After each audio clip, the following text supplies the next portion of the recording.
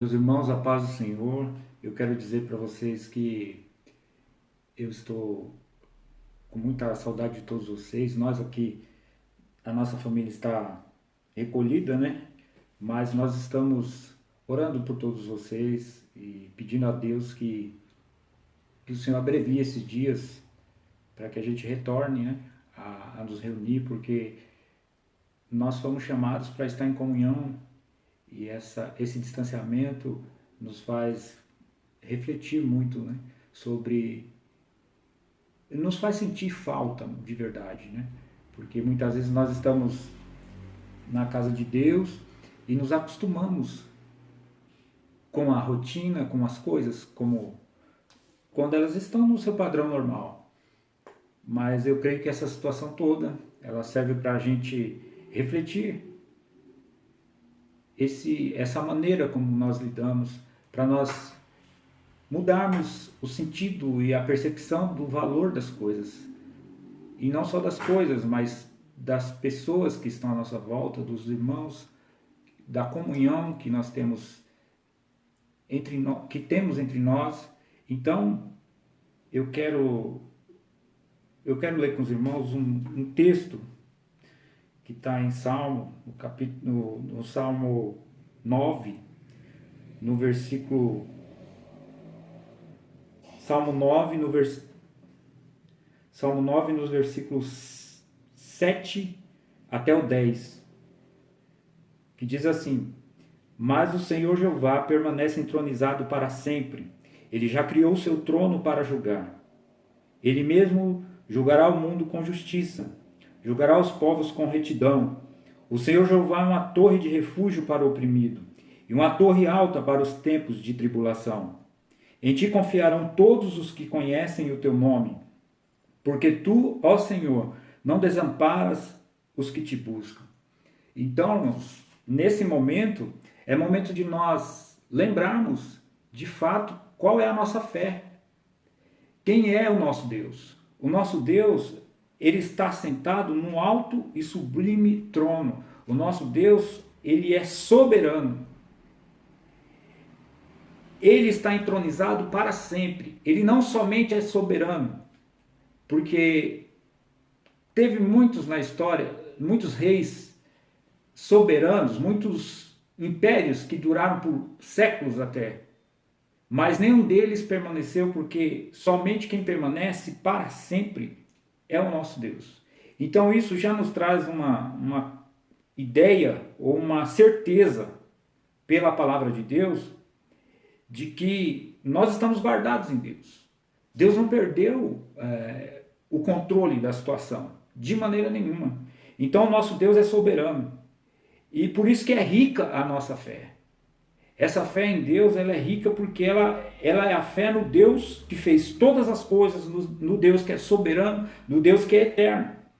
E é um Deus que a sua palavra diz que ele tem um pensamento sobre nós, um pensamento de paz, e não de mal, nunca de mal. Então esse pensamento de paz, ele vai nos trazer a paz no final de tudo. Embora em alguns momentos como esses, são momentos difíceis, momentos que a nossa vontade é provada. E isso é uma coisa importante. A soberania de Deus, ela nos traz uma segurança de que nós temos a garantia e a nossa salvação eterna, a nossa vida eterna com Ele. Então o final da nossa história diante de Deus é um final de vitória, porque Ele já venceu o mundo. Jesus disse, né, que Ele venceu o mundo, para que a gente não ficasse perturbado com coisa alguma, porque Ele venceu o mundo. Então, ao mesmo tempo, essa soberania de Deus também, ela representa o exercício da sua vontade. E nós temos que ter uma fé à altura de saber que nem sempre, ou quase nunca, a minha vontade vai ser feita. A vontade do homem, a vontade humana. A vontade de Deus é soberana. Então Ele é soberano, Ele nos garante a vitória, mas a vontade dEle é que é feita, que é realizada. E não a minha vontade, não a minha vontade específica, não a minha vontade momentânea. Não a minha vontade que quer evitar todos os prejuízos da minha vida inteira. Porque nós somos assim. Nós nunca vamos admitir que algum tipo de prejuízo nós venhamos ter. Isso faz parte até da nossa natureza, do nosso instinto de preservação. Nós queremos sempre o bem. Mas muitas vezes essa nossa vontade é confrontada. Quantas são as pessoas hoje que estão confinados dentro de casa, que estão sendo prejudicados de todas as maneiras, seja na área da saúde, na área econômica, financeira, e isso nos causa um constrangimento, nos causa um questionamento, mas nós precisamos entender que essa soberania de Deus, ela tem um compromisso com o percurso total da nossa vida. Ela não tem um compromisso pontual. Mas nós temos que, nesse momento, é momento de nós testarmos a nossa fé. Deus não quer saber nesse momento sobre nós. Ele quer que nós saibamos quem somos nós. Que nós testemos a nossa fé. Porque é momento de crer no caráter de Deus. Esse Deus soberano que diz na sua palavra que Ele é bom, Ele também nos diz: provai e vede. Então, Ele também nos diz que é boa a sua vontade. Ele nos diz para que a gente experimente a boa, perfeita e agradável vontade de Deus. Então a vontade de Deus é perfeita. E nós precisamos acreditar nesse momento, né? Embora o momento de dificuldades que nós estamos passando, todos nós estamos passando por algo histórico. Dessa era presente, é um fato gravíssimo que aconteceu no mundo e no mundo inteiro. Não é uma tragédia sequer do nosso país, que já não seria pouco, mas é algo que ganha proporções universais, proporções mundiais. Então nós temos que crer que Deus, Ele vai fazer algo bom disso tudo. Essa certeza nós temos na sua palavra. O versículo 8, ele diz: Ele mesmo julgará o mundo com justiça, julgará os povos com retidão. Há um juízo de Deus. A justiça de Deus, ela é certa. E se a justiça é certa, nós devemos confiar em Deus, ficar em paz. Porque toda a injustiça do mundo que nós vemos acontecer, e nessa situação muito mais ela se revela porque nós estamos nos sentindo de alguma maneira injustiçados com a situação que nos foi imposta e que muitas pessoas estão sofrendo.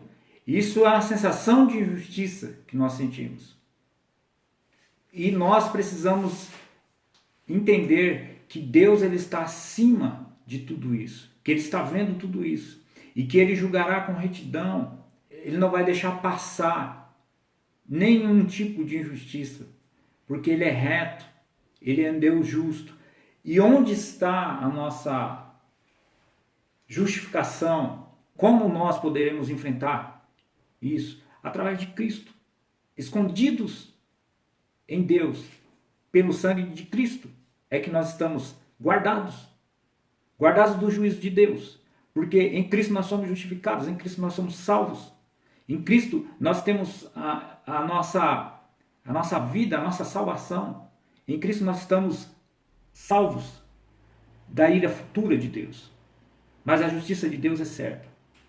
Embora a sensação que tenhamos por hora, pelo momento, seja uma sensação de injustiça, muitas vezes, por que não dizer, de não valer a pena, muitas vezes, essa sensação, ela não pode tomar nosso coração, porque nós temos que crer no Senhor, nós temos que crer na sua bondade, na sua misericórdia, na sua retidão, como eu disse no começo, crer no caráter do Senhor. Sermos provados e sermos aprovados depois de tudo isso.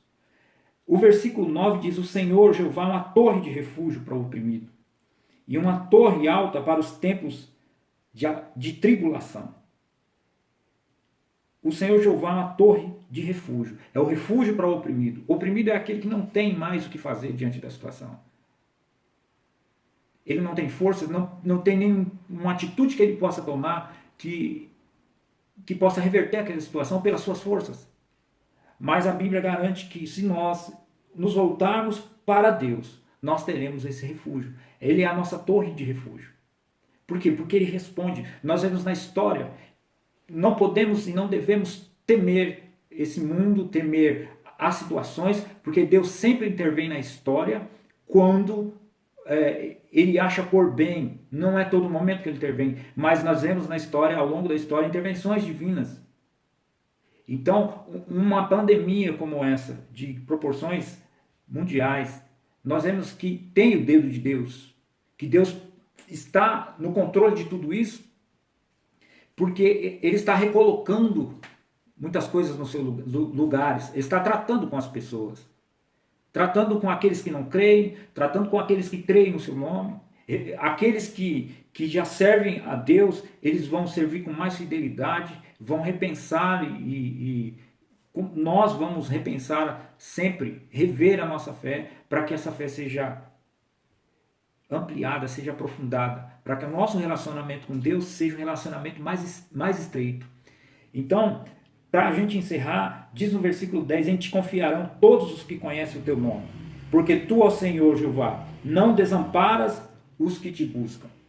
Deus não desampara aquele que busca a Ele. Então, se nós estamos aflitos, a Bíblia diz para que a gente venha orar, buscar o seu nome, conhecer o nome de Deus, clamar o nome do Senhor. Nós vemos um movimento muito grande no nosso país, de pessoas orando nas praças, orando nas calçadas, orando por todos os lugares, e é algo maravilhoso isso. É um despertamento, é uma mudança, é a pregação do Evangelho, as pessoas olhando admiradas com a fé que se expõe dessa maneira nesse momento.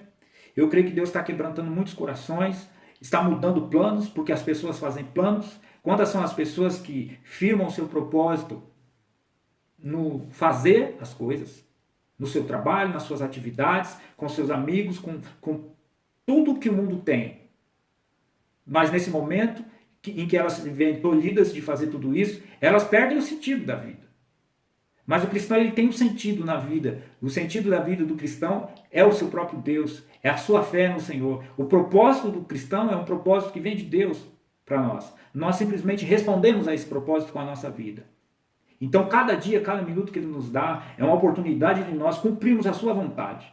Então, essa busca e essa confiança está no fato de que eu não faço mais a minha vontade, mas eu faço a vontade de Deus. E a vontade de Deus é perfeita, ela é agradável. E a vontade de Deus, ela passa por cima da minha vontade, com certeza. Então, orar e buscar a Deus, não é buscar que Deus faça aquilo que eu quero, aquilo que eu estou pensando. Não é apresentar diante de Deus uma proposta de solução, mas é apresentar diante de Deus a nossa vida, com rendição à sua vontade. É isso que nós aprendemos na palavra de Deus. E confiarmos que o Senhor é bom, que o seu caráter, a sua bondade, o seu plano de paz que Ele tem para nós, Ele vai se cumprir na nossa vida. Que o Senhor possa nos abençoar, que o Senhor possa trazer em nossas vidas a sua paz. Que a minha vontade, a minha súplica nesse momento é que Deus traga em cada família, em cada lar, a sua presença, a sua paz, que nós tenhamos o refúgio do Senhor. Deus esteja em cada lar, em cada família, que Ele fortaleça, que traga a provisão de Deus, traga a bênção do Senhor, e que em breve nós estaremos de volta, juntos, reunidos, e Deus vai nos dar vitória sobre tudo isso, e que a paz de Cristo, do nosso Senhor Jesus Cristo, esteja na vida de cada um dos irmãos.